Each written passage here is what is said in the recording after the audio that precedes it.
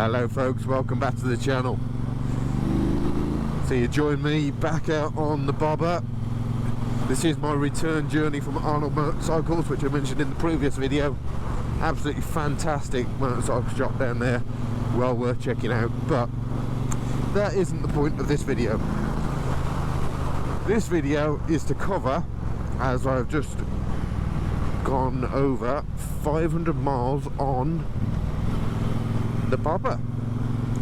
So I've never done one of these before, but I decided I would do 5 things I love and 5 things I hate, or that's a bit of a strong word, 5 things I'm not so keen on sometimes maybe.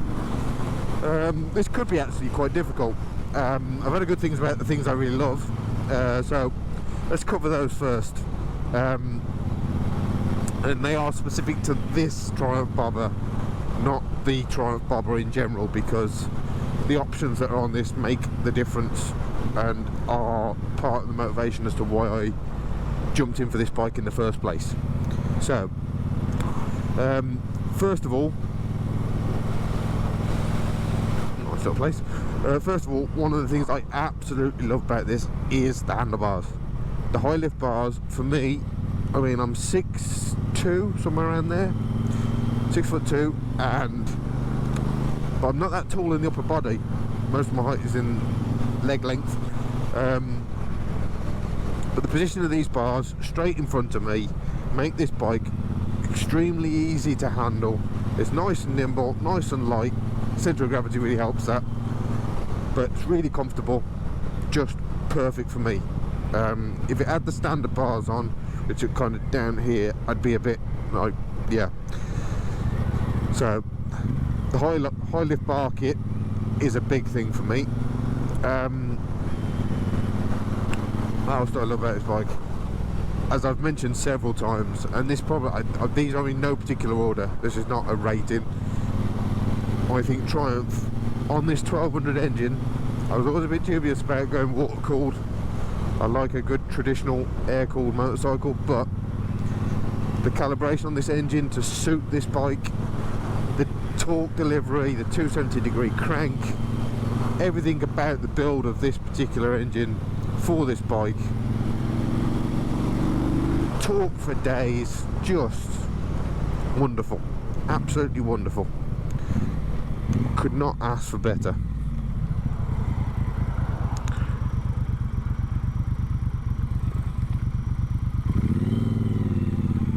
For that, yeah. So torque delivery of this engine, absolutely brilliant. So there's 2. Number 3. Oh, what could we say? No, it's got to be the styling, hasn't it? I mean, the bike looks absolutely beautiful. It makes you feel cool as anything, and I am the least cool person I know. But this bike has got it's got the thing about it, straight out the factory, and just looks great, absolutely brilliant. So yeah, styling. Number 4. Oh, I'm struggling now. Number 4 thing I absolutely love about this bike: simplicity. It's not full of, I mean, it's got rain mode, but I barely use it.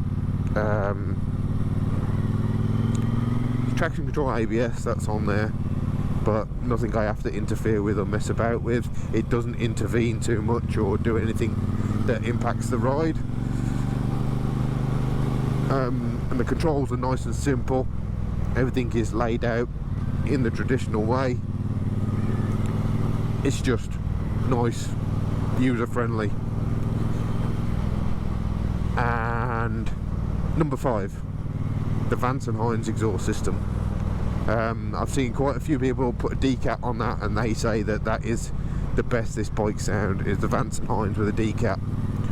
I have toyed back and forth as to whether or not to put the decap on this bike, and I've finally come to the decision that I'm not going to. It's got a nice low end rumble to it, this exhaust. It sounds great, but I'm coming down this lane now and I drop into 6th, 50 mile an hour, I'm cruising, I'm not having to raise my voice. It's probably more wind noise than exhaust noise. It just makes the bike so pleasant to cover mileage on and get down these lanes. And the scrambler I built is loud enough. So the Harley I've got is plenty loud enough. So I've got no real rhyme or reason to give this a loud aggressive exhaust. So for me, yeah, the Vans and Irons with the standard cap fitted is the ticket.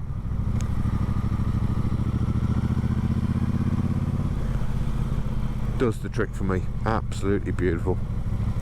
So there's 5 things. Now, what don't I like about this motorcycle? In terms of standout points, not a lot. There really isn't. I'll try for 5, but we'll see how far we get. So the first thing that I really don't want to say I don't like, because it's a mixed bag, and I know Biker Buddy will be straight away screaming now, screaming at the monitor or the TV or wherever he's watching this video, shouting, "That seat is awful." And to be fair, on a fair bit of mileage, I can see that what he's saying. The statement seat is not the best thing on the planet. It really isn't. It looks good, granted that, so it scores some points back there. But in terms of comfort, I mean, I've been out on a ride today to Burton. With the country lanes, I've probably done 25, 30 mile there, and I'm probably going to do about 20 miles back. And I can cope with that. 50 mile, maybe. I've done a 100 mile run on this and it's been okay. It hasn't crippled me round trip. If you're pushing anything more than 100 miles on it, I think you're then gonna start thinking, I could do with something a bit better than this.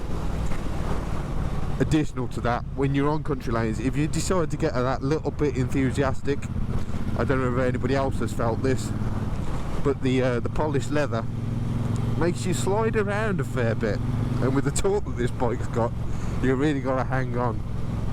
So yeah, the seat isn't the greatest. The indicators, in terms of function, perfect. Visibility, wonderful. A little bit on the big side. Little bit on the big side for me, especially with how neat the back of the bike looks.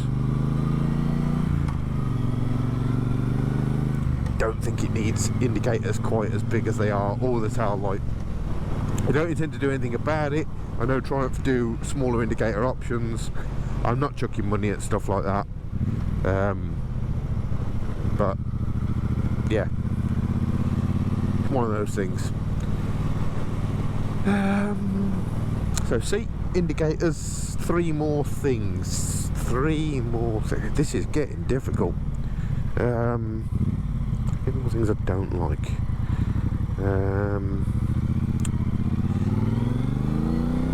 Oh yeah, there's something else I know certain people will be shouting about, and they did fix on the later model, the front brake.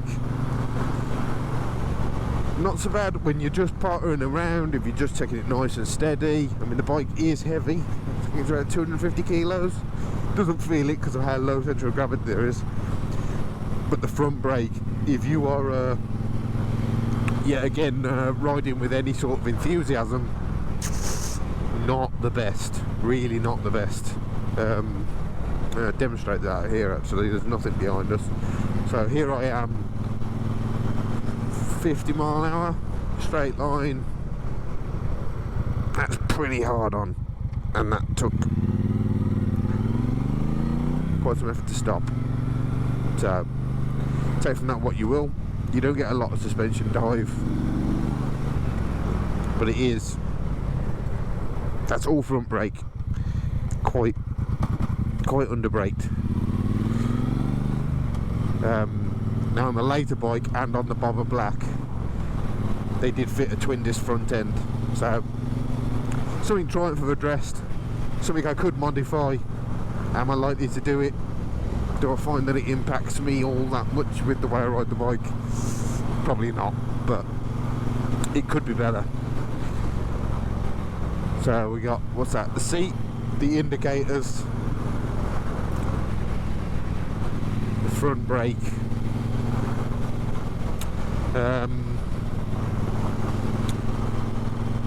I find it quite disappointing in the sense that there's no reasonable looking Pillion option for it. The Speedmaster does not count in my view. I really don't like the style of that bike, and I know it's not significantly different as a core assembly, but when you look at the final complete package, it just doesn't compare. Yeah, and it would be great. I mean, this bike is amazing, and the idea of being able to take Emily out on this bike would be phenomenal. So yeah, I'd love to sort that one day.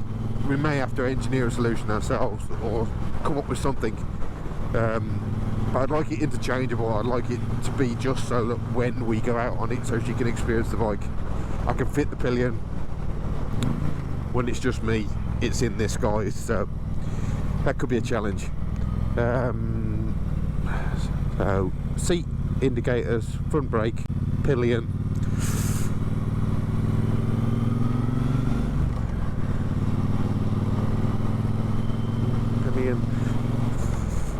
What can be number 5? Oh dear, I don't know if I can make 5. Are there 5 things I don't like? I'm not so sure about 5 things. I don't think I can get there. No, definitely not. If you can think of a 5th thing or something I've missed, then please, by all means, let me know.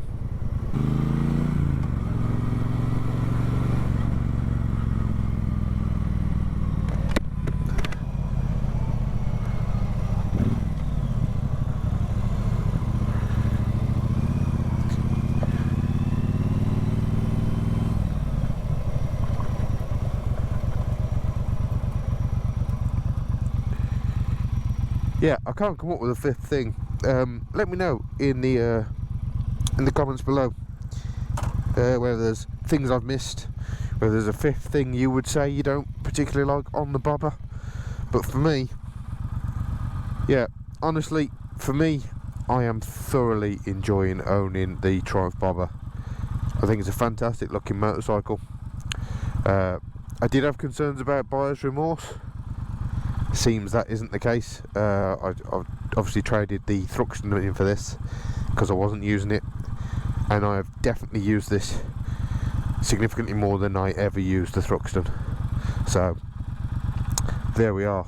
Just gonna do a bit of a montage around the bike now, enjoying this beautiful scenery, this nice little spot I found. This could be a regular spot for reviewing motorcycles, I think. But yeah, other than that, enjoy this montage, and click like, subscribe, all the good stuff. Take it easy, guys.